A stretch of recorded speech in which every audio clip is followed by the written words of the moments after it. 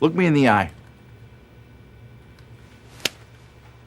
There are many different schools of thought on capital punishment. I've had jury duty exactly once in my life, and it really went a lot like this. I did get called into jury duty, and they released me around noon. This is one of those episodes which I think, yet again, if Michael Scott was in this, I think it works, but without him, shove it up my butt. Hey everybody, I'm Chris, and I'm reviewing every episode of The Office ever here on my channel, and today we're taking a look at Season 8's Jury Duty. So let's go. It's really happening. I understand nothing. Ooh, the case of the hit and run. That's exciting. Sitting at a lowly 7.3 out of 10 on IMDb, Jury Duty as an episode sits squarely in the lowest tier of fan sentiments. Written by Aaron Schur, the pickle waiter. Of course, I'll get you a bowl of pickles. Thank you. And directed by Eric Appel, who would go on to direct that Roku original biopic about Weird Al starring Harry Potter that I keep seeing clips of and I keep thinking, man, that seems pretty funny and pretty interesting. I should watch that, but I'm literally never going to. Jury Duty marks the return of Fisher to the series after her overlapping reality and fictional maternity leave. So Jury Duty isn't a really major plot-driven episode, I say, but it's not actually true. Off camera, Jim took a week off work, which incidentally interrupted the lives of his fellow employees. My wife got to the TV first, had to sit through damn Rizzoli and damn Miles. My car got smashed visiting one of your clients, and I had to have it detailed. They took my meter change. Which, like, as a premise, is a loosely threaded connection to reality. But everybody takes time off in an office like this, even back then, whatever year this was. We had just seen Thor, and there was way too much wine in my chicken piccata. Chicken marsala. Right. But you know, most offices, which run even mildly well, someone taking a week off work isn't going to cause this much chaos. And nevertheless, the hook for the episode is that Jim said he was taking the week off due to jury duty, but in reality, he was quickly dismissed and just stayed home to help Pam out with the kids. The first half of the episode sorts through Jim and his new complicit buddy, Andy, trying to deceive everyone until Detective Dwight catches Jim in a cross-examination. And the second half of the episode sees Jim trying to get back in the good graces with his coworkers, and they put him through some stuff. Shove it up my butt. Damn it, Jim! You stole my afternoons, now you stole my line. It's not shove it up your butt, it's I'll kill you! I'll kill you dead! Meanwhile, the B-plot of this episode is a little bit heavier and a little bit more plot driving for the series, as it's revealed that Angela is now a mother. Ah! Angela had the baby! Oscar's the dad, I'm Oscar's dad, and Angela's my mom. Well, I mean, she was already a stepmom, right? Like, where'd this kid go? There's like plenty of stepmom Angela plot lines and jokes that we should have gotten, but everybody and their dog forgot that this kid even existed. Either way, Angela's babies arrived a bit before everyone anticipated, and the family of accountants go to visit expecting to see a mini version of a mini person. But they're shocked to see a really bulbous baby. Philip is so fat. Kevin, you warned me not to say anything if it was tiny, Oscar, but you didn't prepare me for a big, giant, fat baby. Math begins to get worked out, as it so often does in these situations, and Angela lets out that she conceived out of wedlock, which Detective Dwight figures out real quickly, and then he's on the case. That baby is a shroot. You will lead millions, willingly or as slaves. Now for me, this Is Philip a Shroot plotline is a pretty compelling one, which I feel pays off in a relatively rewarding way at the end of the series, given they did make a few missteps in telling a cohesive story due to an editing decision, but I'm going to get into that in a future field guide. I do find this plotline gripping, as from a literary and like reality standpoint, having a kid is a major milestone to propel a character forward and have something to measure against. Which sounds like a perfect time to dive into the deeper meaning.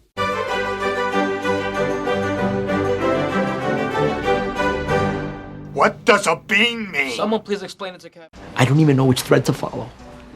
There is a main theme running through the length of this episode entitled Jury Duty, and as one might expect, that theme is judgment. Jurors have one job: listen to the facts, give their judgment, guilty or innocent, to the judge. Now, off-screen, Jim is excused from judgment duty only to find himself later very much on trial himself. During the investigation and cover-up sequence, he's presumed innocent until proven guilty. But once the rest of the office's trust in the character is broken, there is a complete reversal. There is only the cold, harsh reality of punitive action. I'm not doing it. You're screwed! I got my ass chewed out because one of your orders got messed up. I always thought I was going to defeat you somehow, but you've defeated yourself. The characters feel entitled now to how poorly they're treating Jim because they know beyond the shadow of a doubt he done messed up. You done messed up, Aaron! And his crimes caused rippling effects through all of them. And so we see this theme of judgment at play in various ways in various characters in this episode. Like Angela says, she was afraid to tell everybody about her premarital Hemsworth-driven hormonal lapse in morals because they would see her for who she is, a human with flaws. Now you all know, but you can never tell. Or maybe she was just lying in that moment too. I'm not 100% sure because she is a vegetarian. We had just seen Thor, and there was way too much wine in my chicken piccata. Chicken marsala. Right. And accepting correction from Oscar is not in her normal wheelhouse. You two are apes. I expect you to apologize for that, Angela. I'm sorry that you're both morons. Either way, it's interesting to me that she confesses this premarital moral quandary to the rest of the accountants, but not the affair that she had with Dwight. Angela is like the perfect person to use in this case because it is easy to hate Angela for her behavior because she is the one who has a holier-than-thou attitude around the office. Pam is the office mattress. So that theme of judging one another is all throughout this episode, but it seems that that is the point. Based on the turnaround that Dwight and the rest of the office have towards Jim, it suggests something relatively profound, that perspective can merit some grace. Jim's actions, well, lack of actions, Jim's absence caused some problems for everyone. But once everybody realized that he wasn't taking a week off playing Madden 12 and Call of Duty whatever, people began to cut him some slack. Dwight's grace came from a completely different place, though, as the revelation that he is now a father has enlightened him in a way that has elevated him from the petty squabbles of the past. Like he's on a higher path now, for the episode's runtime at least. And it demonstrates a significant amount of growth for the character. Human existence is full of judgments. Some is good, and some is petty and stupid.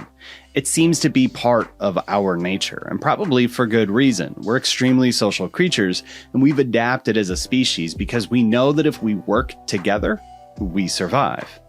So fear of being kicked out of the group is biologically instilled in all of us, and it roots back to a time in which a harsh judgment against us and the punishment that might be piled on us meant a lonely existence in the dark, waiting for that darkness to just get us. In all of human history, though, have we ever had it better than we do right now? Like, sure, there's crime and there is war, and yeah, like the earth is trying to revenge kill us, but cars and air conditioning and locks and indoor plumbing and beds are pretty dope. I already won the lottery. I was born in the US of A, baby. Like, we have come so far as a species. You have come a long way, baby. So maybe we stop being douchebags to each other, judging one another, and creating our own groups that exclude homers. Because the Gospel of Jury Duty episode is not new, right? Like, you who is without sin should cast the first stone and all of that. Sometimes understanding and perspective can allow us to have grace and mercy with one another.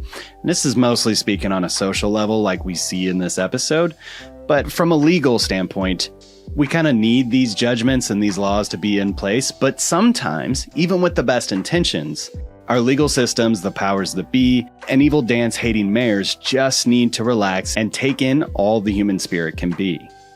So with that, let's rate this thing. This is the worst. Nice message aside, I think I hate this episode. The cold opening's fine, but in an era of like TikTok skits and shenanigans, this just doesn't feel special at all. It is a good way of using Andy though, and it tied it intentionally or not into the deeper meaning, so I am going to give it a 2 out of 5. Sex also works. And now that I think of it, I'm not even sure I've ever given anything a 1 out of 5 in the cold openings. Leave it in the comments if you know. I don't. Moving on. Jury duty is, like I said at the beginning, Jim's absence is just a shadow of Michael Scott's absence, if that makes sense. And that is a bummer. This episode seems to be desperate to thrust these characters forward, to give our base crew of Jim, Dwight, Pam, and Andy a home and a dollhouse to play in, for us to love and explore aspects of these people in new and neat ways. It just doesn't work in this episode. It feels like this one just moves at a sluggish pace compared to the rest of the series, and yet somehow feels like it takes these giant leaps forward. That baby is a shroot, and unless somebody taught Mose sex, that baby is mine. I'm not 100% sure about this, but it feels on rewatch that the intention was to demonstrate that Dwight is a bit weird. I know, kind of a stretch, but that he's just accepted that after this brief investigation that Philip is his kid. And I think his actions thereafter are intended to be read that he's being really, really weirdly confident in his assessment, and his behavior is supposed to be this funny, cringy thing. I just might be his father. I don't know what that means. We're gonna circumcise him. It's honestly a really Michael Scott plotline, except it works mostly in those threads because we as the viewer are normally pretty confident that this character has just misread the situation, and thus that comedy and cringe comes from us being in on the joke. But in jury duty, it's actually pretty easy to believe that Philip is a shroot right off the bat, making Dwight's behavior odd, but like warranted for this character. And it makes this much more of a soap opera with some jokes. I'm gonna call him Little Kevin. No, you will not. The real problem with this episode is the A-plot. The premise alone works, but I think this is really more of a B-plot kind of thing that is thrust into the limelight, and the writers just didn't give it the depth and the fun that it deserved to have as much runtime as it did. And this episode is no Hot Girl though, so I'm going to give it a 2 out of 5. This is crap! And we're going to move on from here to hopefully calmer seas and next week's kickoff of the late mid-season Tallahassee arc Envy Special Project episode. We've got a lot to unpack there. Thanks for sticking this out with me. Thanks for watching, and we'll see you next time.